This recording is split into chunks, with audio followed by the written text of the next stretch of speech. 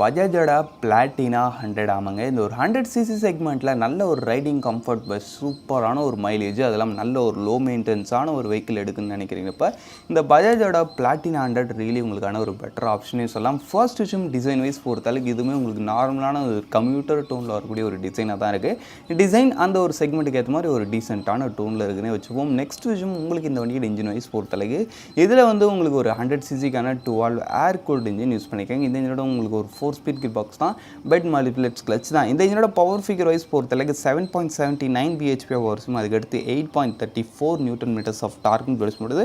Top speed ஒரு 90 வரைக்கும் சொல்கிறாங்க. பட் இதோடைய பவரும் உங்களுக்கு அந்த ஒரு லோ எண்ட் ஃபோக்கஸ்டாக தான் இருக்குன்றப்ப இதுவும் உங்களுக்கு அந்த ஒரு ஹெவி டிராஃபிக் ரஷ்ஷும் சிட்டி கம்யூட்டுக்கும் ஒரு பெட்டரான ஒரு பவரை ஆஃபர் பண்ணுது. அதுக்கடுத்து உங்களுக்கு வண்டியோட மைலேஜ் பொறுத்தளவுக்கு ஓனர் ரிப்போர்ட்டட் 72 kmph வரைக்கும் சொல்கிறாங்க. பட் ரியலி இந்த வண்டி நீங்கள் ஒழுங்கான ஒரு ரைடிங் ஸ்கில் மெயின்டைன் பண்ணிங்கன்னா இதை மாதிரி ஒரு சூப்பரான மைலேஜ் கிடைக்கும் நிச்சயமாகவே. அதுக்கடுத்து இந்த வண்டியோட பிரேக்கிங் மாதிரி விஷயங்கள் பொறுத்தளவுக்கு இதுலேயும் ஃப்ரண்ட் அண்ட் பேக் போத் உங்களுக்கு ட்ரம் பிரேக்ஸ் மட்டும் தான் கொடுத்துருக்காங்க. பட் ட்ரம் பிரேக்ஸாக இருந்தாலுமே இதோடைய பிரேக்கிங் பைட்டுன்றது கொஞ்சம் நல்லா இருக்குது. சிபிஎஸ் பிரேக்கிங் சிஸ்டம் மூலமாக கம்பைன் பண்ணியிருக்காங்க.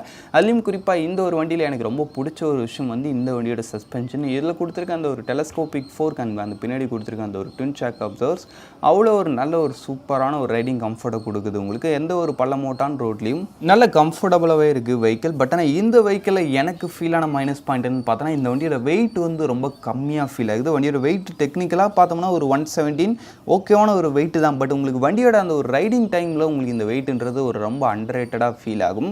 அதுலேயும் குறிப்பாக நீங்கள் ஹைவேஸ்லாம் போகிறீங்கப்போ சப்போஸ் பக்கத்தில் ஒரு பெரிய வண்டி நல்ல ஒரு ஸ்பீடில் உங்களுக்கு கிராஸ் ஆகுதுன்றப்போ வண்டியே டோட்டலாக வாபிள் ஆகும். அந்த அளவுக்கு வெஹிக்கிள் வந்து கொஞ்சம் அண்டர் வெயிட்டடாக ஃபீல் ஆகுது. இந்த ஒரு விஷயம் எனக்கு மைனஸாக ஃபீல் ஆகுது. அதெல்லாம் உங்களுக்கு அந்த ஒரு ஹை ஸ்பீட் ஸ்டெபிலிட்டி கார்னரிங் மாதிரி விஷயங்களும் கொஞ்சம் ஒஸ்ட்டு தான். பட் ஆனால் இந்த வெஹிக்கிள் வந்து அதுக்காக உருவாக்கப்பட்டது கிடையாது.